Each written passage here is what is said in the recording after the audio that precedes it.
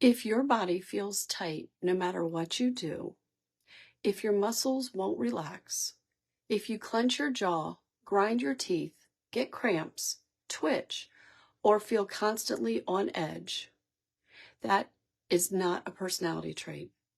This is physiology, and it comes down to a relationship most people were never taught: calcium and magnesium. Here's the simplest and most important way to understand it. Calcium turns muscles on, magnesium turns muscles off. Calcium causes contraction, magnesium allows relaxation. That applies to skeletal muscles, smooth muscles, blood vessels, the heart, the nervous system. Every time a muscle contracts, calcium enters the cell, but the muscle cannot relax again unless magnesium is present to move calcium back out. So when magnesium is low, muscles don't fully release. They stay partially contracted. That's when people start saying things like, "I'm always tight, my shoulders never drop, my jaw hurts when I wake up, my calves cramp at night, my heart feels fluttery, my body feels braced." And here's where it gets interesting. We live in a calcium-dominant culture. Calcium-fortified foods, calcium supplements, dairy messaging, bone health fear campaigns. Meanwhile, magnesium intake has steadily declined. So what happens when calcium intake is high and magnesium is low? Muscles fire more easily. Nerves become more excitable. Blood vessels constrict. The heart becomes more irritable. The nervous system stays activated. This is why magnesium deficiency often masquerades as anxiety, panic, restlessness, insomnia, muscle pain, headaches, palpitations. And people are told, "You're anxious, you need to relax, you're stressed." But here's the reality.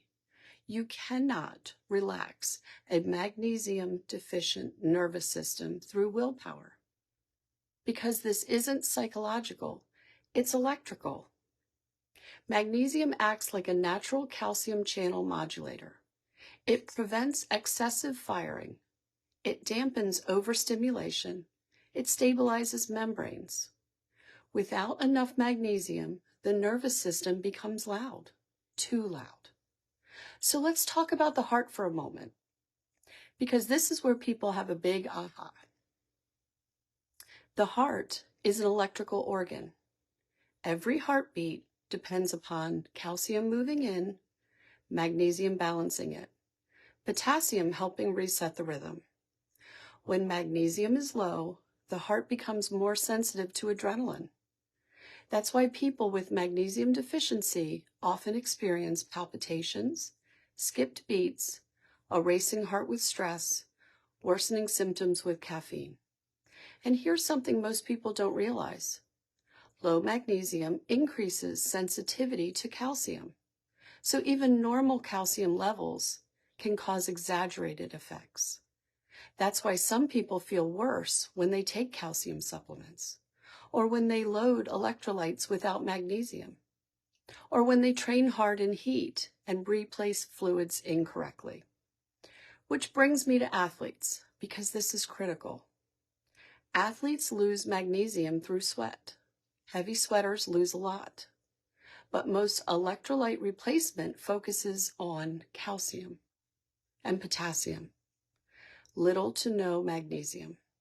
So muscles are being told to fire harder, fire longer, without enough magnesium to allow them to release. That's when you see severe cramping, muscle seizing, heat intolerance, neuromuscular fatigue, and collapse.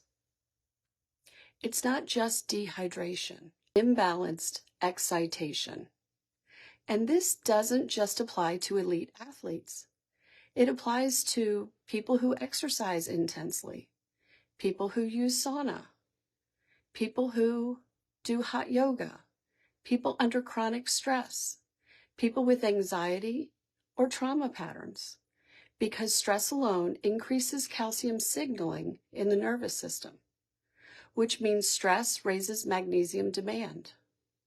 So if someone is stressed and magnesium deficient, their nervous system is being hit from both sides. Now here's the part that often shocks people.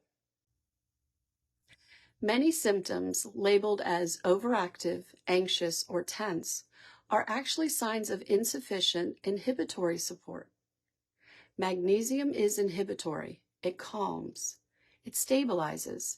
It creates space between stimulus and reaction. Without it, the body stays reactive.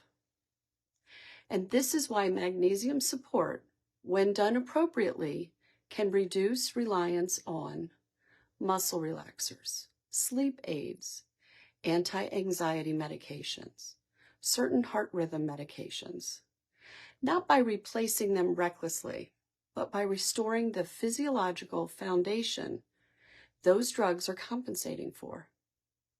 This is not anti-medicine. This is understanding why medicine is being used in the first place.